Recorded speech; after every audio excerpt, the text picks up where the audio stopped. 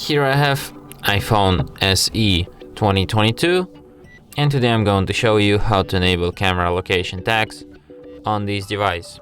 So to do this, firstly you have to open settings, then go to the location section by going to privacy, then go to the location, enable location services, then enable location in camera.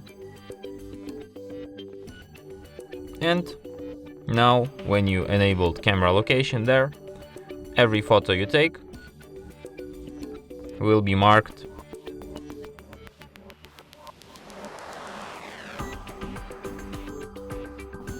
What? Why can't I view that photo? Let's take another one.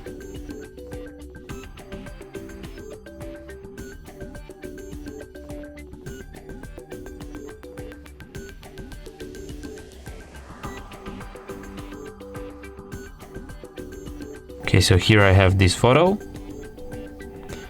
and here I can view its location. And the same goes for this photo.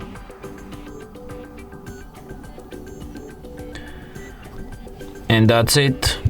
Thanks for watching. If you find this tutorial useful, don't forget to hit that like button and subscribe to our channel.